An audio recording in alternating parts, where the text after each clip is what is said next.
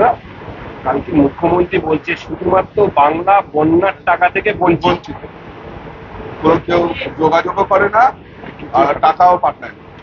বন্যার তো সব ত্রাণগুলো ওনারা চুরি করে নেন, ফলে সাধারণ মানুষ তো বঞ্চিত হবেই। ঠিকই বলেছেন উনি, যে ওনাদের চোরেদের দ্বারা চুরি হয়ে যাচ্ছে বলে সাধারণ মানুষ বঞ্চিত হচ্ছে। দ্বিতীয় হচ্ছে দাদা, তিলোত্তমার সুবিচার চেয়ে যাদবপুরে কালকে স্লোগান উঠল যে কাশ্মীর আজাদি, আজাদি চাই কাশ্মীর।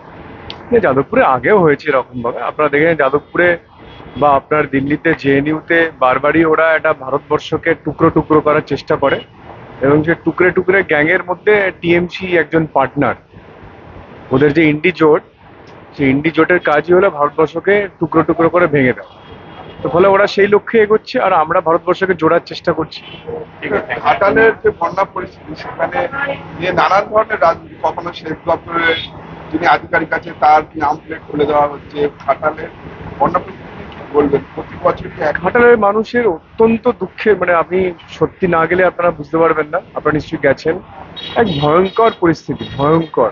মানে মানুষ যে কিভাবে বেঁচে আছে, মানে কি ভয়ঙ্কর যন্ত্রণা, সেটা ওখানকার মানুষেরা বুঝতে পারে। দেখুন, আমরা তো গেলাম এলাম দেখলাম, এর মধ্যে তো ঘাটালে কখনো উন্নতি হবে না। ঘাটালের উন্নতি করতে গেলে পশ্চিমবঙ্গ সরকারকে সত্যিকারের মন থেকে চাইতে হবে।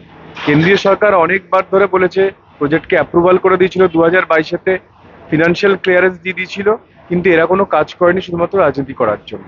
আর এখন সাংসদ বলছে প্রচারে যাবে ভোটের না। আগে 25শে মে তো উনি জয়ের তো মিছিল বার করে ফেলেছিলেন 25শে মে। তাহলে জুন জুলাই আগস্ট সেপ্টেম্বর 4 মাস হয়ে গেল। 4 মাসে এসে বলছেন যে এই নাও তোমাদের কাছে আমি কিছু চাল ডাল দিয়ে গেলাম, আর তোমরা আগামী 5 বছর ঘুমাও, আমি আবার 5 বছর পরে আসবো। সুকান্ত পাই না, সুকান্ত দিল্লি করছি, তোকে রান্না করতে বলছিস কেন?